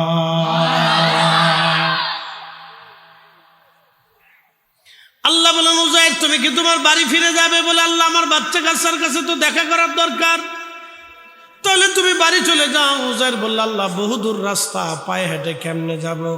আমার গাধাটারে জিন্দা বানায় দাও। আল্লাহ বলেন উজাইর তোমার গাধার হাড় গোড়গুলি এক জায়গা করো। হাড্ডি গুড্ডিগুলি এক জায়গা করা হলো। উজাইর দেখে হাড়ের উপরে গোশত, গোশতের ভিতরে রগ, রগের উপরে চামড়া, চামড়ার উপরে পশম জ্বালায় গেল, মাথার জায়গা মাথা গেল, কানের জায়গা কান হলো, লেজের জায়গা লেজ হলো, পায়ের জায়গা পা হলো, পেটের জায়গা পেট হলো। গাদাটা আস্তে করে দাঁড়াইয়া উজাইরের সামনে হাম্বা হাম্বা শুরু করে দিল। একবার জোরে বলা যাবে কে মারা হবা। আল্লাহ গাধা বানাইছে কি দিয়ে? হাড্ডি দিয়ে। পারেনি আল্লাহ? মানুষ মরার পরে মানুষকে উঠাইবে কে?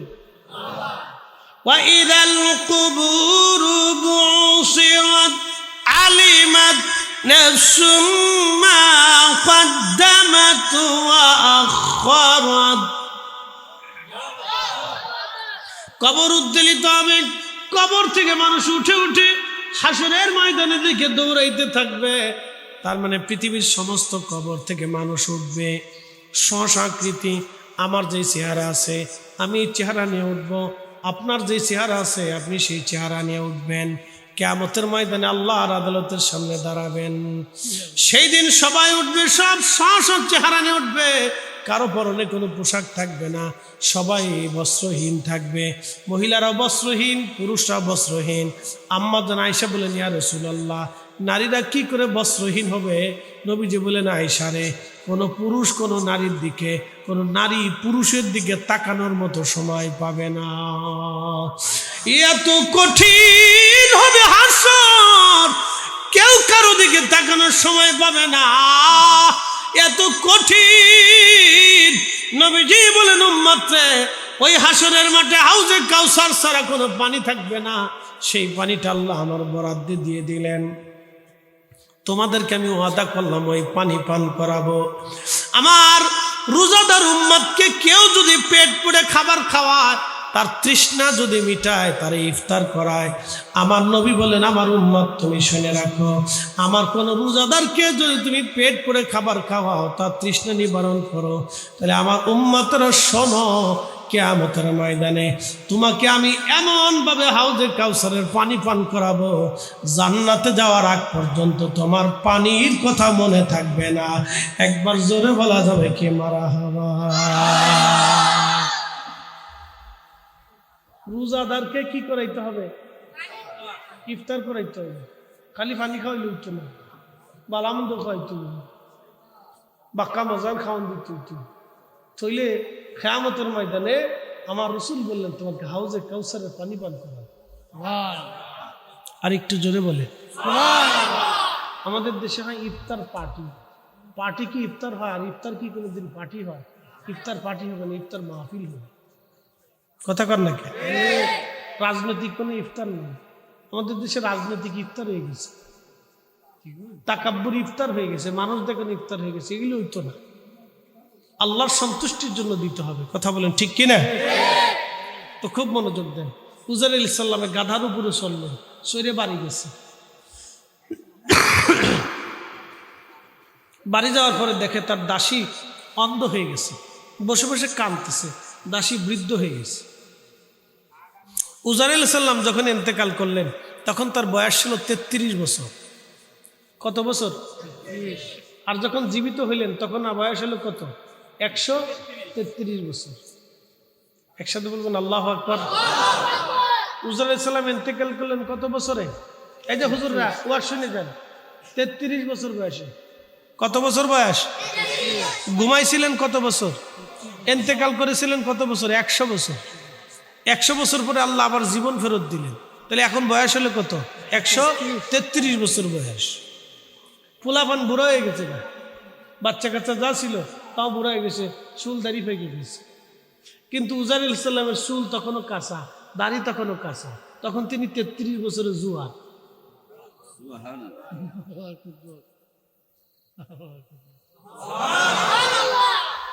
33 বছরের কি জুয়ান? আমার বয়স 40, আমার কি বুড়া দেখা? তো 33 বছর বয়সে আমি আরো জুয়ান ছিলাম, সুন্দর ছিলাম, আরো একটু হ্যাংলা পাতলা ছিলাম। 7 বছরে খেয়ে খেয়ে আর একটু মোড় হয়েছি। খুব মনোযোগ দেন। তো 33 বছর বয়সে উজাইর আলাইহিস সালাম ইন্তেকাল করছে। আল্লাহ আবার তার 133 বছর পরে পাঠাইছে। কোনো কোনো বর্ণনা 40ও আসছে, যেটা যাই হোক 40-33 কাছাকাছি। তো বাড়ি যাওয়ার পরে দেখে দাসী অন্ধ, যা ডাক দিছে, দাসী আমি তোমার উজাইর ফেরত আসছি। দাসী কয়, না আমার উজাইর মরে গেছে, 100 বছর আগে মারা গেছে। আমি উজাইরের দুঃখে কাঁদতে কাঁদতে অন্ধ হয়ে গেছি। আমি উজাইরের প্রেমে কেঁদে কেঁদে অন্ধ। আমার উজাইর নাই, 100 বছর আগে আমার উজাইর মারা গেছে। আমি উজাইরের শোকে আজ অন্ধ হয়ে গেছি। এটাকে বলা হয় প্রেম, ভালোবাসা। ভালোবাসায় মানুষ পাগল পারা হয়ে যায়। দেখবেন বন্ধু, ইয়াকুব আলাইহিস সালামের চোখের সামনে থেকে যখন ইউসুফকে হারিয়ে ফেললেন, তিনি ইউসুফকে না পাওয়া পর্যন্ত তিনি কেঁদেছিলেন। কাঁদতে কাঁদতে ইয়াকুবের চোখ অন্ধ হয়ে গিয়েছিল, চোখ সাদা হয়ে গিয়েছিল। হযরত ইউসুফের বিরহ বেদনায় ইয়াকুব কেঁদেছিলেন, জুলাইখা কেঁদেছিল ইউসুফের বিরহ বেদনায়। আর উজাইরের দাসী কেঁদেছে তার মনিব হযরত উজাইরের বিরহ বেদনায়। দাসী বলে, উজাইর রে তুমি কে আমি জানি না, আমি অন্ধ হয়ে গেছি আমার উজাইরের ভালোবাসায়। বিরহ বেদনায় আমি দাসী অন্ধ, কেঁদে কেঁদে আজ 100 বছর ধরে আমি উজাইরের জন্য কাঁদি। আমার উজাইর আজ দুনিয়াতে নাই। আর আমার নবীর বিরহ বেদনায় কেঁদেছিল উট। উটের নাম কাসওয়া। একাধারে 3 দিন পর্যন্ত উটটা কেঁদেছিল। বিরহ বেদনা সহ্য করতে না পেরে উট একটা কুয়ার মধ্যে আত্মাহুতি দিয়া তিনি জীবন দিয়েছিল। আমার রসুলের বিরহ বেদনায় কেঁদেছিল হযরতে বেলাল। আহা, নবীর ইন্তেকালের পরে আর কোনোদিন নবীর মসজিদে আজান দেন নাই। অমূল্য অতুল্য এই প্রেম কয়জনে জানে, অমূল্য অতুল্য এই প্রেম কয়জনে বুঝে। ওরে ধনী মানি পাই না যারে, ওরে ধনী মানি পাই না যারে, পায়া সে কানে। অমূল্য অতুল্য এই প্রেম কয়জনে জানে, অমূল্য অতুল্য এই প্রেম কয়জনে বুঝে।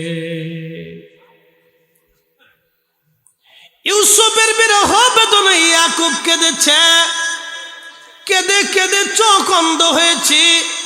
উজাইর আলাইহিস সালামের বিরহ বেদনা দাসী তার কেঁদেছে, চোখ অন্ধ হয়ে গেছে। আদম শফিউল্লাহ দুনিয়াতে আল্লাহ পাঠিয়ে দেওয়ার পরে তিনি 350 বছর কেঁদেছে। কেঁদে কেঁদে তার গোশতগুলি পচে গেল। আহা, হযরত নূহ আলাইহিস সালাম উম্মতের বেদনায় কেঁদেছে। 800 বছর ধরে নূহ নবী উম্মতের মাঝে দাওয়াত দিয়েছে, মাত্র 83 জন দাওয়াত কবুল করেছে, বাকিরা দাওয়াত কবুল করে নাই। নূহ নবীর নাম কিন্তু নূহ ছিল না। তিনি এত পরিমাণে উম্মতের বেদনায় কাঁদতেন, আল্লাহ আমি এতটা বছর এই জাতিরে দাওয়াত দিলাম, কেউ মানল না। এইভাবে কাঁদতে কাঁদতে নূহ নবীর এত পরিমাণে তিনি কাঁদলেন, কান্নার কারণে তার নাম হয়ে গেল নূহ। নূহ শব্দের অর্থ হলো অধিক ক্রন্দন করনেওয়ালা।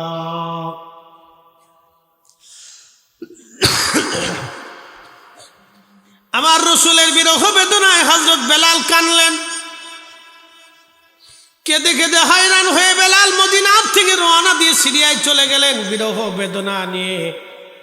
রাত্রিবেলা ঘুমায়, স্বপ্নের ঘরে দেখে রহমতের নবী বেলালের ঘরে তশরিফ আনলেন। ডাক দে বলে, বেলাল রে, কেমন জুলুম তুমি শুরু করছো বেলাল?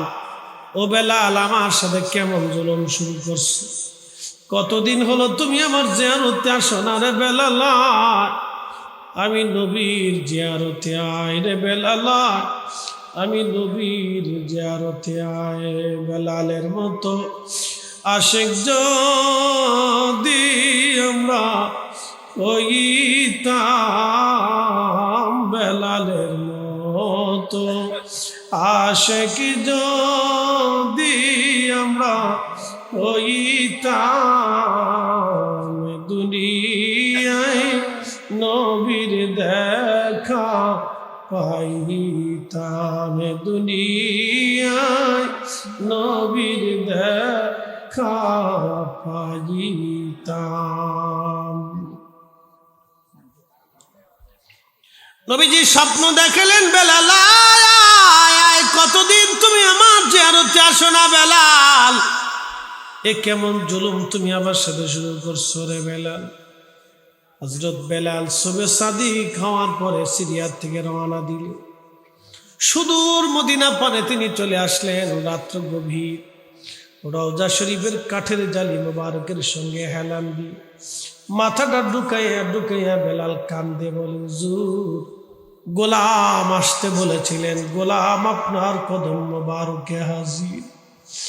নবী গো, আপনি আসতে বলেছিলেন, আপনার বেলাল আপনার কদম মোবারকে হাজির হয়ে গেছে।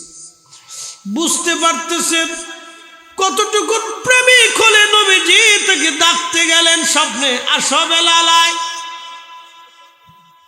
আমার নবীকে কতটা ভালোবাসা দিলে একজন সাহাবীকে নবী স্বপ্নে ডাকতে গেছে, বেলাল আয় আমার জিয়ারতে আসো। হযরত বেলালকে ডেকে নিয়ে আসলেন। বেলাল কান্দে। নতুন মুয়াজ্জিন এসে দেখলো সাহাবী বেলাল কান্দে। ডাক ডাকায়, সাহাবীরা রে, নবীর মুয়াজ্জিন, মুয়াজ্জিন রাসূল হযরত বেলাল ফিরে আসছে, তোমরা দেখো। সাহাবীরা ঘর থেকে বের হয়ে এসে দেখে বেলাল কান্দে। সাহাবীরা বলল, বেলাল রে, কতদিন হলো তুমি আমার কণ্ঠে আজান, কতদিন হলো তুমি আমাদেরকে আজান শোনাও না গো। যে লাহান দিয়ে নবীজির আজান শোনাই থাকো বেলাল, মিনারায় যাও, ওই আজানটা আমরাও শোনাও। বেলাল বলে, দেখো গো সাহাবীরা, আমি নবীর ইন্তেকালের পরে আর আজান দিতে পারি নাই, আমার দ্বারা আর আজান দেওয়া সম্ভব না, আমাকে অনুরোধ করো না, আমি আর আজান দিতে পারবো না। নবীর মুয়াজ্জিন বেলাল বসে বসে রওজা শরীফে কান্দে। বেলালের কান্না দেখে সাহাবীরাও কান্দে, বিরহ বেদনা। আমি জানি প্রেমে পাগল সে তো মদিনা, ওরে প্রেমানলে পুরে মরি, প্রেমানলে পুরে মরি, ওহে রব্বানা। আমি জানি প্রেমে পাগল সে তো মদিনা, আমি জানি প্রেমে পাগল সে তো মদিনা।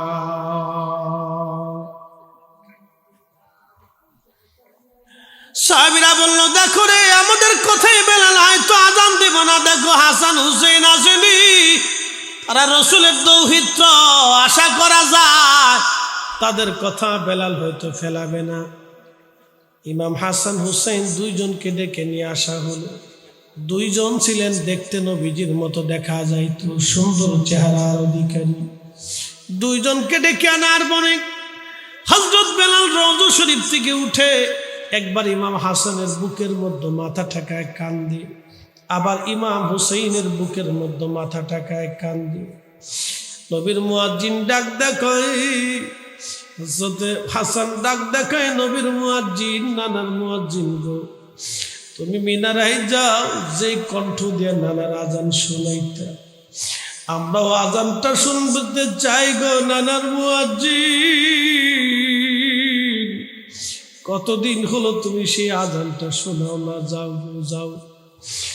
সেই মহিলার গো সাহাবীর সাদ, বনু নাজ্জার গোত্রের মহিলার এক সাহাবীর সাদের উপরে দাঁড়ায় বেলাল আজান দিতেন।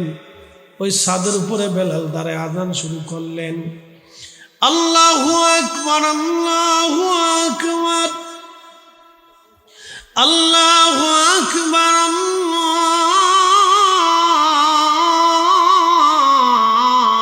আল্লাহু আকবার। আশহাদু আল্লা ইলাহা ইল্লাল্লাহ,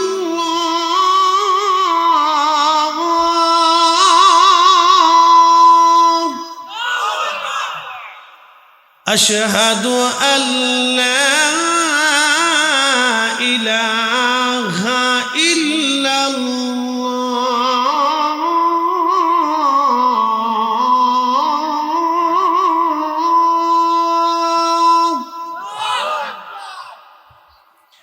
সারা মদিনাতে আজানের আওয়াজ ছড়িয়ে গেল।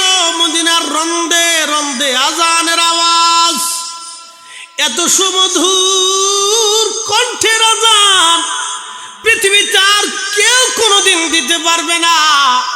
আজানের ফুয়ুজুত এতই মধুর, এত সুন্দর আজান আর কারো কখনো হবে না। এতই চমৎকার আজান ছিল বেলালের। আজানে যখন টান দিলেন, মদিনার মানুষ ছটফট করে ঘর থেকে বের হয়ে দৌড় মারছে। মহিলারা বের হয়, বাচ্চারা বের হয়ে দৌড়ায়। সবার মুখে চোখে কান্না, মুখে একটা বাণী, নবী বুঝি আসছে রে, নবী বুঝি ফিরে আসছে, রসুল বুঝি আসছে রে, নবী বুঝি ফিরে আসছে। সারা মদিনার কান্নার রোল পড়ে গেল, নবী আসছে রে, নবী আসছে রে, নবী আসছে। সারা মদিনায় কান্নার রোল, নবী আসছে রে, নবী আসছে, নবী বুঝি ফিরে আসছে। কান্নার রোল সারা মদিনায় পড়ে গেল। সাহাবীরা কান্দে, মহিলারা কান্দে, বাচ্চারা কান্না করে, যুবকরা কাঁদে। প্রিয় নবীর বিরহ বেদনা কান্দে রে, বিরহ বেদনা এমন। উজাইরের দাসী 100 বছর ধরে কেঁদে কেঁদে চোখ অন্ধ করে ফেললো বিরহ বেদনায়। ইয়াকুব নবী ইউসুফের বিরহ বেদনায় কেঁদে কেঁদে চোখ অন্ধ করে ফেলল। আমি জানি প্রেমে পাগল সে তো মদিনা, ও প্রেমানলে পুরে মরি ও হে রব্বানা। আমি জানি প্রেমে পাগল সে তো মদিনা। যখন মুয়াজ্জিন রাসূল আযান দিলেন, আশহাদু আন্না মুহাম্মাদার রাসূলুল্লাহ,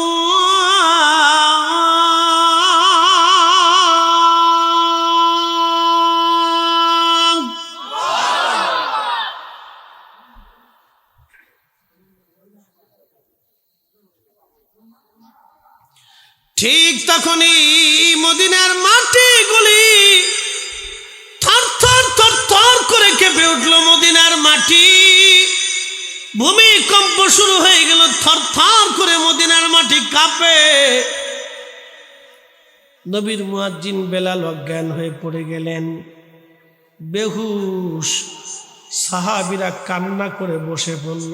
কেউ গড়াগড়ি খাচ্ছে, কেউ বসে পড়েছে, কেউ নির্বাক হয়ে তাকিয়ে আছে।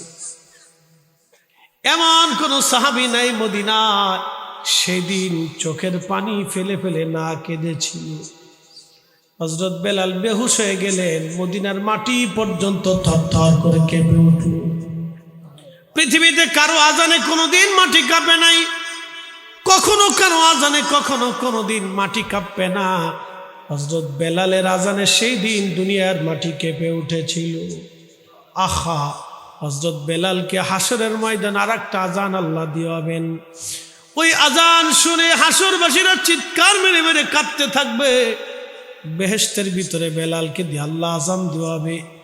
আজান এত সুমধুর হবে, জান্নাতীরা নির্বাক হয়ে বেলালের আজান শুনতে থাকবে, আজান আজান আজান আজান। একবার জোরে বলা যাবে কি মারহাবা।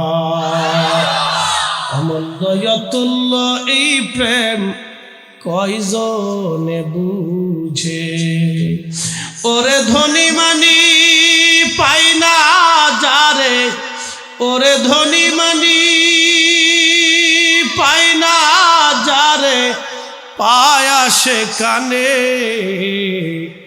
অমূল্যতুল্য এই প্রেম কয়জনে বুঝে।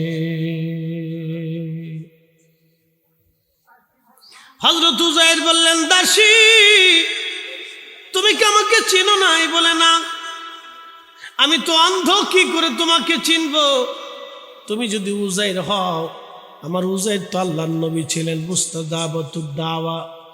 আমার উযাইর আল্লাহর কাছে কিছু চাইলে আল্লাহর সাথে সাথে দিয়ে দিতেন। তুমি যদি উযাইর হও, তাহলে আমার চোখ আল্লাহর কাছ থেকে চেয়ে ভালো করায় দাও। তখন হযরত উযাইর আলাইহিস সালাম দাসীর চোখে হাত দিয়ে বোলাইয়া দিয়া বলেন, আল্লাহ আমার দাসীর চোখ তুমি ভালো করে দাও। সাথে সাথে উযাইর আলাইহিস সালামের দাসীর চোখ ভালো হয়ে গেল। দাসী দেখে, হা ঠিকই তো আমার উযাইর। কোথায় ছিলেন মালিক? বলে, দাসী রে, আল্লাহ আমাকে ইন্তেকাল করে রেখে দিয়েছিল, 100 বছর পরে আল্লাহ আমার আবার জীবন ফেরত দিয়ে দিছে। হযরত উযাইর আলাইহিস সালামের দাসী চিনে ফেলল, মনিব গো, আমি তো বৃদ্ধ হয়ে গেছি, দেখেন আপনি এখনো জওয়ান আছেন। বলে, দেখো আল্লাহ আমার এইভাবে রেখে দিয়েছি। বলে, আমার ছেলেরা কোথায়? বলে, হুজুর আপনার ছেলেরা তো বুড়া হয়ে গেছে, চুল দাড়িগুলি তাদের সাদা হয়ে গেছে। বলে, কোন জায়গা চলো? বলে, ঘরের অভ্যন্তরে অন্দরমহলে তারা বসে মিটিং করতেছে, গল্প করতেছে। আল্লাহর নবী উযাইর আলাইহিস সালাম যে ছেলেদের মাঝে সালাম দিলেন, আসসালামু আলাইকুম ওয়া রাহমাতুল্লাহ। ছেলেরা জবাব দিয়ে বলেন, ওয়ালাইকুম আসসালাম, আপনি কে? বলে, আমার নাম হযরত উযাইর আলাইহিস সালাম। বলে, আপনি উযাইর? আপনার উযাইর? বলে, আপনি উযাইর? বলে, হ্যাঁ।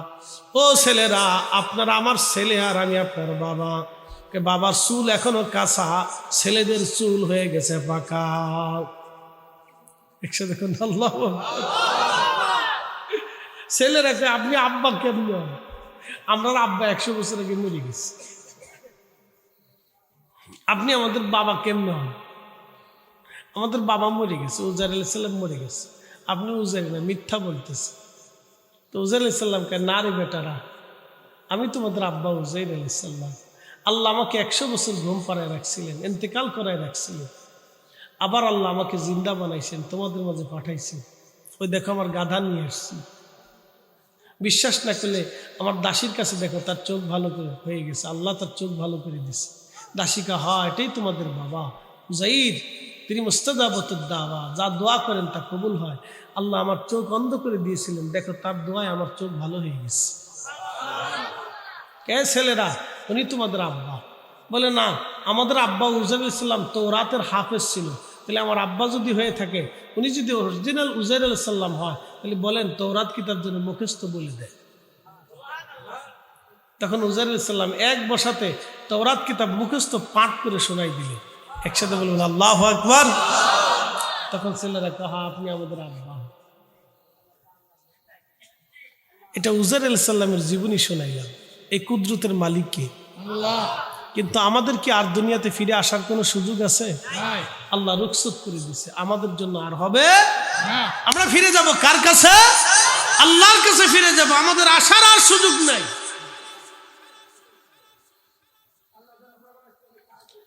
আমাদের যেহেতু আসার আর সুযোগ নাই, আমরা চলে যাব আল্লাহর কাছে, ফিরে আসার আর কোনো সুযোগ নাই। তো যাবার সময় কদ্দুর মিষ্টি, সোনাচুর, বাদাম, টাকা পয়সা, সোনা দানা, কবরে এগুলো নিয়ে যাওয়ার কি কোনো সুযোগ আছে? কি নেওয়া লাগবে? 1 নম্বর ঈমান, 2 নম্বর আমল।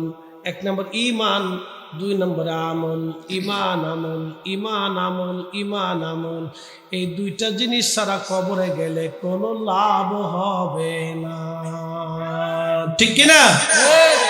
ঈমান আমল, জোরে বলেন ঈমান আমল। এই দুইটা জিনিস নিয়ে কবরে যাইতে হবে, এর বাহিরে যা কিছু নিবেন কোনো কাজে লাগবে না। আল্লাহর নবী বললেন, তুমি যেটা খাও সেটা তোমার। যেন আমি চা খাইলাম, এটা আমি আমার দেহরে ভোগ করাইলাম। আমি ফাগরি পরছি, শরীরে পোশাক পরছি, এটা আমার অন্তরে আমার শরীরটাকে শান্তি দিতেছে। আমি যেটা আল্লাহর রাস্তায় দান করব, এটাও আখিরাতের জন্য জমা করব। এখন আমি যদি মরে যাই, তাহলে বাকি যা থাকবে সব আর আমার কিচ্ছু নাই, সব ওয়ারিসদের। আমার ছেলে, আমার মেয়ে, আমার স্ত্রী, তারা পেয়ে যাবে। কথা ঠিক আছে না ভাই? আমার নামে কিছু থাকবে না, আপনার নামে কিছু থাকবে না, কিচ্ছু থাকবে। আপনার নাম হবে মরহুমের কাতার, ঠিকানা হবে গোরস্থান, মেড ইন গোরস্থান, মেড ইন কবর। শেষ। 3 দিন পরে পেট ফাটা শুরু হবে, মিসমার হয়ে যাবে। 17 দিনের মাথায় সমস্ত পেট শরীর ফেটে একবারে গোশতগুলি খসে খসে পড়তে থাকবে। 1 মাসের ভিতরে সমস্ত গোশতগুলি হাড় থেকে খসে দিয়ে মাটির সাথে মিশে যাবে। 1 বছরের মধ্যে আপনার হাড় গরু মাটির সাথে মিশে যাবে, হয়তো 2-1টা থাকতে পারে। শেষ। গৌরব, তাকাব্বরি, হিংসা, অহংকার, অহমিকা যা ছিল সব মুহূর্তেই শেষ। কথা কোন ঠিক কিনা? একদিন মাটির ভিতরে হবে ঘরে, মন আমার কেন বান্ধ দালান ঘর, মন আমার কেন বান্ধ দালান ঘর। সব তাকাব্বুরি শেষ। এবছর পোস্টারটা দিয়েছিলেন শাকিল মিয়া, মিন কবলি আইয়াতি আহাদাকুমুল মাউত, তোমার মৃত্যু আসার আগে তুমি আল্লাহর পথে তোমার অর্থকে ব্যয় করো। তোমার মরণ আসার আগে তুমি তোমার অর্থগুলি আল্লাহর পথে ব্যয় করো। আগামী বছর কি আছেন, একজন বলবেন হুজুর এই পোস্টারের খরচাটা আমি দিয়ে দেব। এবছরের জনাব সৌজন্য পোস্টার শাকিল মিয়া দিছে।